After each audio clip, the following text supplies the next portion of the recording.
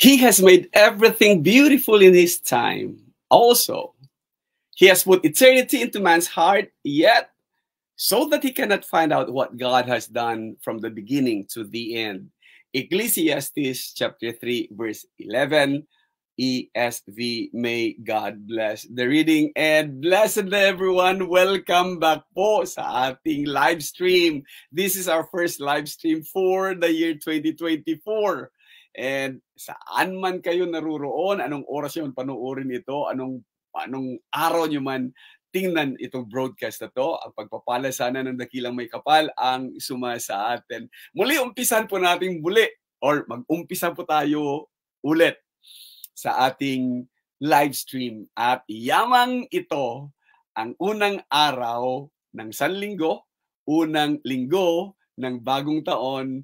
Isang matinding pagbati muna ang gagawin natin sa lahat-lahat. Happy New Year po! Isang masaganang bagong taon. Sa akong mga igsuon diha sa Kabisayan ug sa Mindanao, sa mga Kabisayanan, mali pa yung bagong tuig, or mas maayo siguro ingnon nato mauswagong bagong tuig.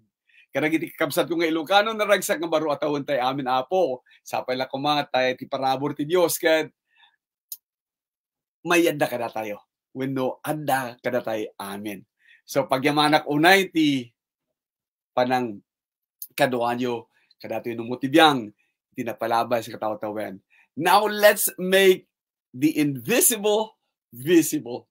Making the invisible visible, and our basis for today is, as timeless it is, ito pong matatagpuan natin sa Ecclesiastes. At ito pong sinasabi niya, for everything there is a season and a time for every matter under heaven. A time to be born and a time to die. A time to plant and a time to pluck up what is planted. A time to kill and a time to heal. A time to break down and a time to build up. A time to weep and a time to laugh. A time to mourn and a time to dance. A time to cast away stones and a time to gather stones together. A time to embrace and a time to refrain from embracing. A time to seek and a time to lose. A time to keep and a time to cast away. A time to tear and a time to sue. A time to keep silence and a time to speak. A time to love and a time to hate. A time for war and a time for peace. Ecclesiastes chapter 3 verses 1 to 8. ESV. Mas maganda po sana na mabasa natin ang buong kabanatang 3. The entire chapter of chapter 3, it would be good. And it is so amazing just to hear these things, or just even to see the message of this thing.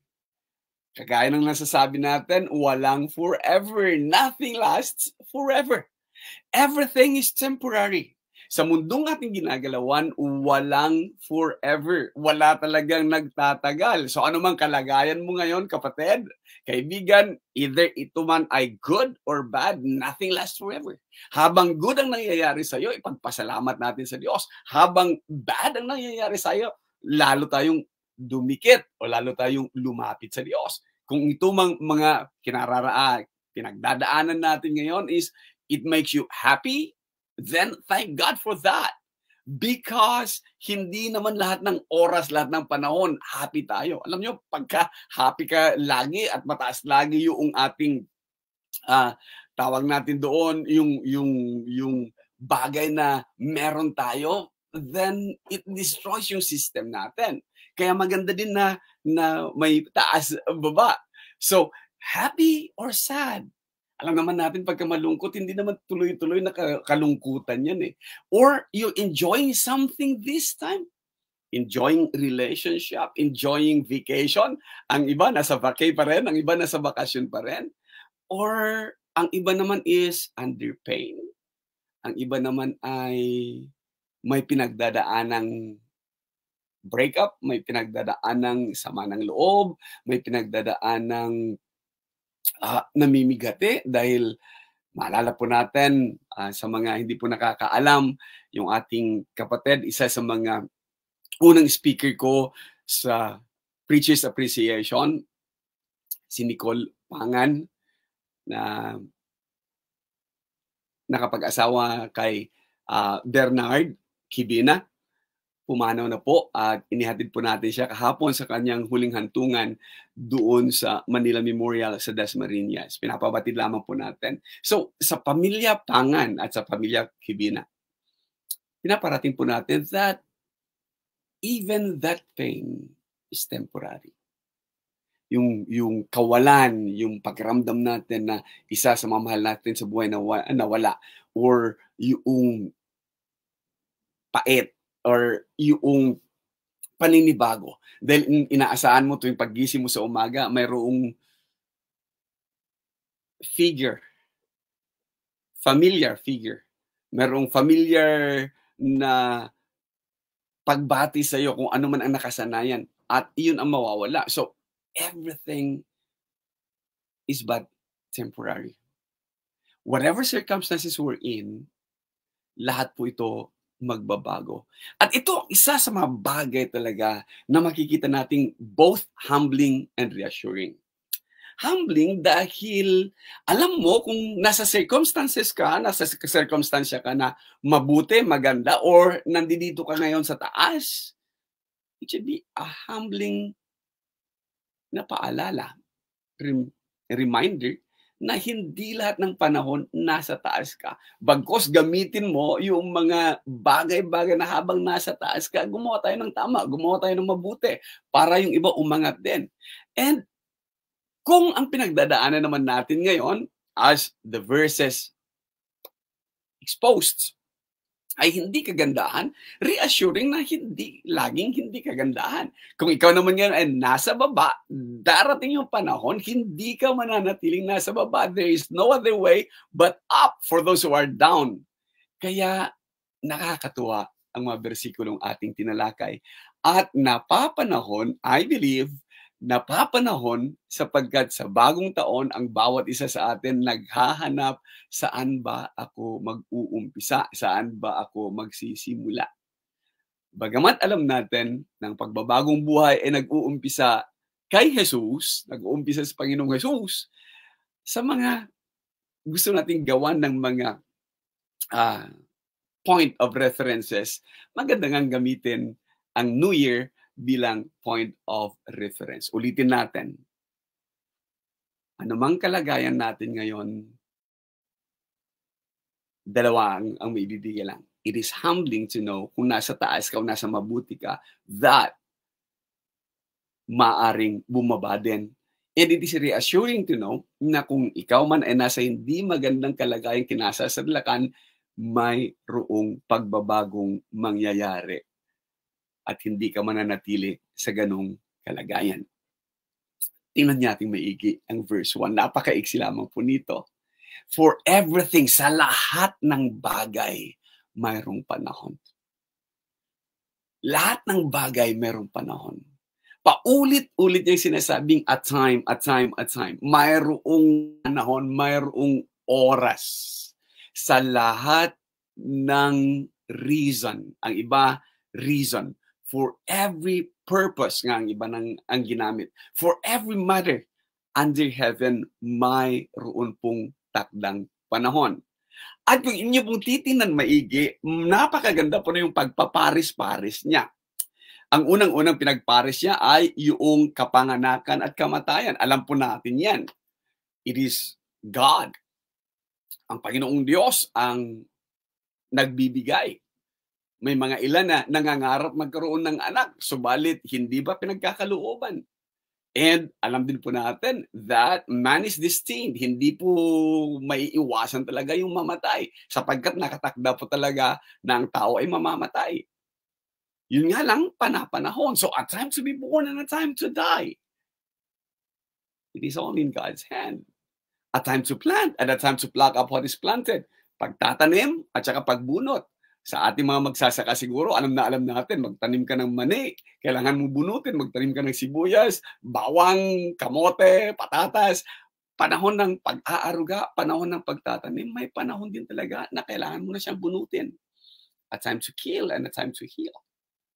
Sa ilan, nakikita natin sa panahon ng mga hindi kagandahang pagkakataon na pinapalipas yung panahon and then humihingi din ng tawad at humihingi ng magkakaayos sana itong mga nawalan. A time to break down and a time to build up. Oo nga naman, hindi mo nga naman pwedeng itayo ang isang bagong bahay o bagong building o bagong bagay kung hindi mo sisirain muna, kung hindi mo i-break ang pundasyon nung nauna. Upang sa ganon, matatagal mo ng bago. Kagaya din natin. Sa bagong taon, gusto nating baguhin yung mga masasamang kaugalian, masasamang mga bagay-bagay na nangyari sa iyo nung nakaraang taon. Gusto mong kalimutan yan. Then, huwag lang naman sabihin mong hindi ko nagagawin yan.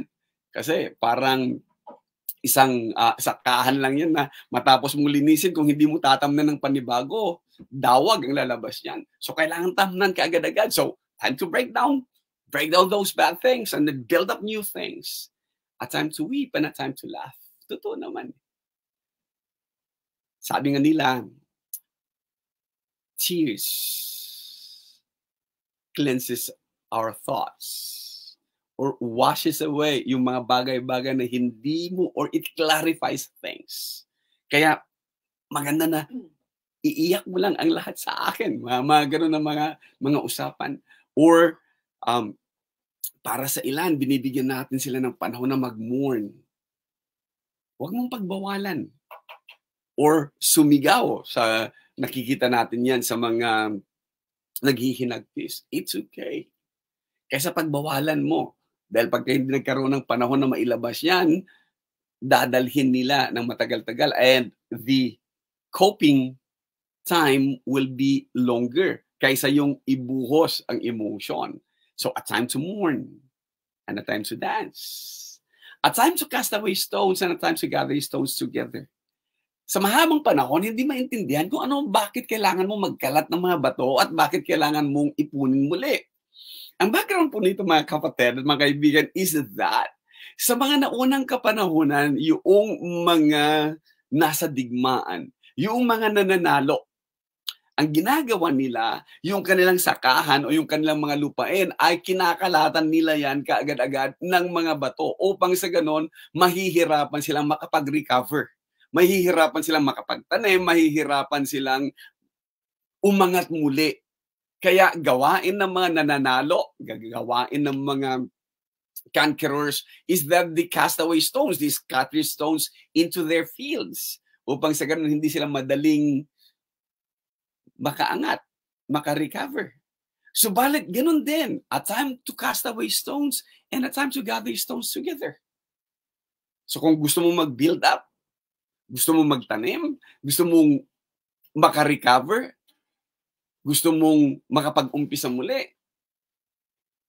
painstakingly gather those stones that is hindering you from planting things for your recovery.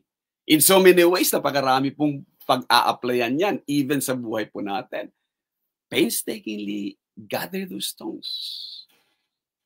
Stones na maaaring hindi ikaw ang naglagay. Stones na maaaring ibang tao ang naglagay. And in this instance, ibang tao ang naglagay. Conquerors did that. Yung mga mapang-api did that. Yung mga mas malalakas did that to your field. Yet you have to painstakingly take time, gather those stones again upang makapag-umpisa. Linisin mo ulit yung taniman, linisin mo ulit yung field upang sa ganun makapagtanim and recovery will start. The next one is this. A time to embrace and a time to refrain from embracing. Whatever be the reason. So may panahon talaga to embrace, yakap. May panahon talaga refrain from embracing. May panahon ng paghahanap. At may panahon din ng pagpapakawala. Time to seek and a time to lose. A time to keep and a time to cast away. May panahon ng pag-iipon. Huwag naman puro ipon na lang ng ipon. Kung mag-iipon ka, sino makikinabang? Panahon din ng paggastos. Panahon din ng pagpapakawala. A time to cheer and time to soothe. Panahon ng pagpunit at panahon ng pagkumpuni. A time to keep silence and a time to speak. May panahon talaga na kailangan mong manatili, pero hindi pwedeng manatili ka sa lahat ng panahon, kailangan din magsalita upang sa ganun maiparating yung saloobin. Totoo nga naman, a time to love and a time to hate. Panahon nga naman talaga, um, sabi nga nila, sa mga nasa relationship, it starts from sweet nothings and end up in nothing sweet. A time to love and a time to hate.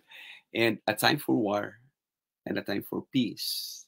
Alam na alam po natin, tayo pong mga nakakakita po sa mga nangyayari sa paligid natin, andyan pa rin yung giyera ng Russia at saka ng Ukraine, giyera ng mga Hudyo at saka mga Palestino, itong mainit na posisyon na naman dito sa West Philippine Sea.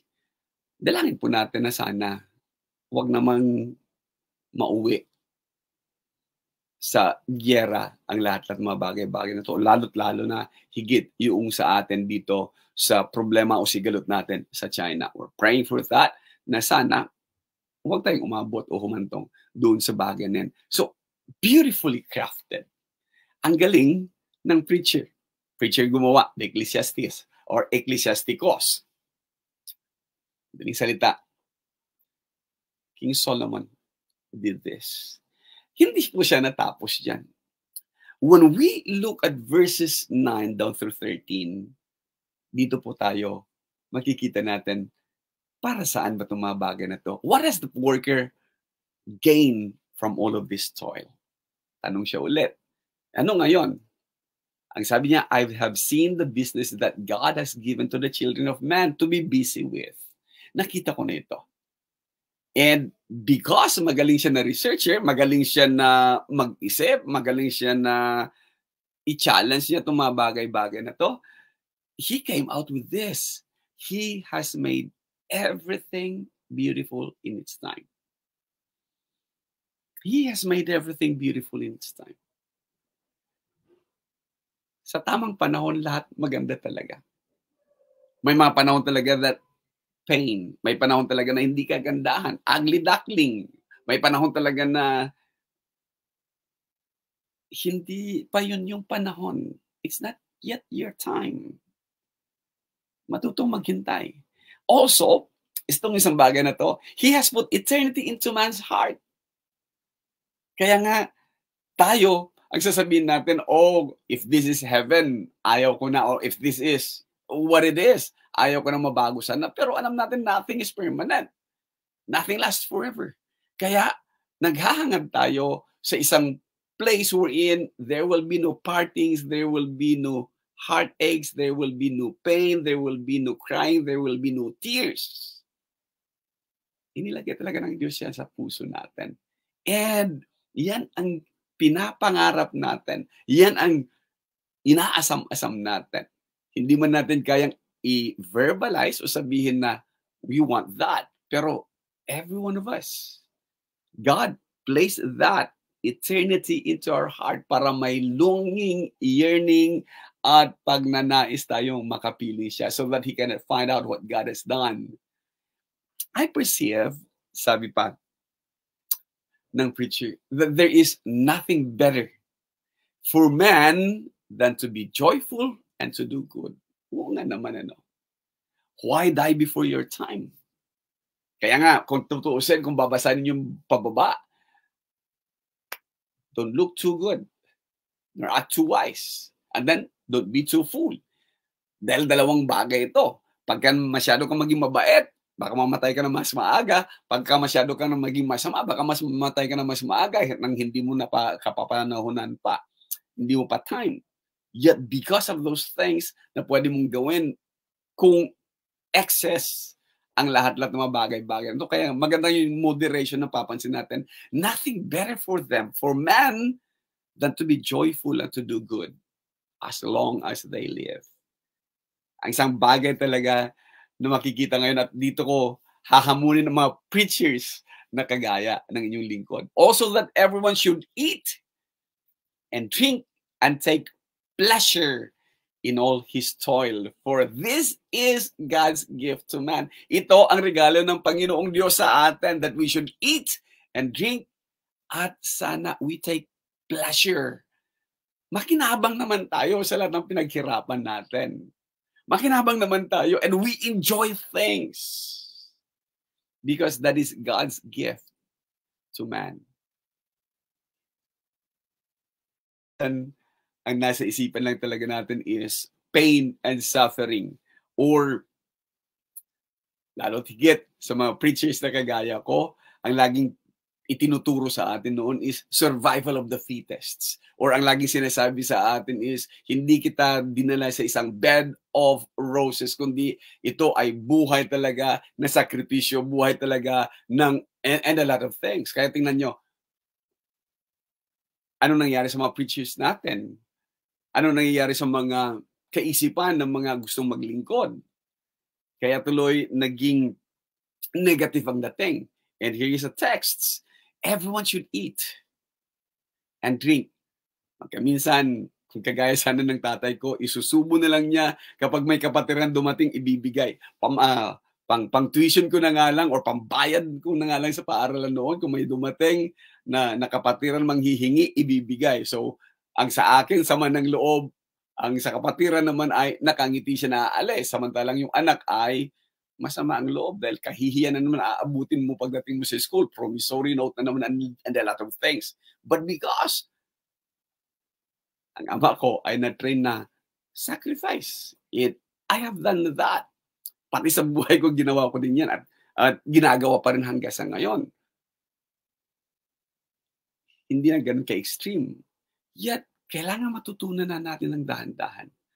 God has given us things na dapat ini-enjoy. God has given us things na yung fruit of our labor, i-enjoy natin. Hindi upang itago natin at iba ang makikinabang. Everyone should eat and drink and take pleasure in all his toil. Bakit? This is God's gift to man. Paghahandaan mo bukas, ibinigay ng Diyos yan. Regalo nga niya sa'yo. Kaya nga, ang ngayon, present. Regalo niya sa'yo yan. Then, huwag mong i-hoard. Use it. The next one will just be this. Kung maintindihan natin na anumang kalagayan meron tayo ngayon o anumang circumstansya kinaroroonan natin ngayon, nothing lasts forever. Lahat ay temporary. Kaya marapat siguro na makita natin at umasa tayo na sa bagong taon na ito, may pag-asa, mababago ang katayuan natin. Sana kung nasa mabuti ang kalagayan, lalo pang uunlad ang kalagayan na yan. Dahil ang intensyon ng dakilang Diyos na may lalang sa atin is that we enjoy His creation. Andi dito po ang texts, chapter 3, verse 13, that everyone should eat and drink and take pleasure in all his toil because this is God's gift to man. And we thank God for that. Kaya pala sinabi niyang huwag mong alalahanin yung bukas. Kaya pala sinabi niyang tingnan niyo ang sparrow. Hindi sila nagtatanim. Tingnan mo ang lilies of the field. Kaya pala, this is God's gift to man. Enjoy His creation. And di natin may enjoy yan kung wala tayong mapagpasalamat na puso. Panginoon, nagpapasalamat po kami sa isang bagong taon kagaya nito. At nagpapasalamat po tayo na pinarating tayo, pinaabot tayo ng dakilang Diyos sa taong 2024 at everything na naka-store sa atin, either be good, pasalamat tayo. Kung bad, we rise above it and make that again another starting point and another reassurance natin na hindi tayo iiwanan ng ating poong may kapal. Again, ito po ang inyong kapatid, Jose Roniboy Perez Cariaga, muling nagbabalik dahil 2 linggo pong hindi tayo nag-broadcasts noong 25th at saka noong nakaraang New Year, 31. So, blessed everyone and kita-kita po tayo ulit. Salamat!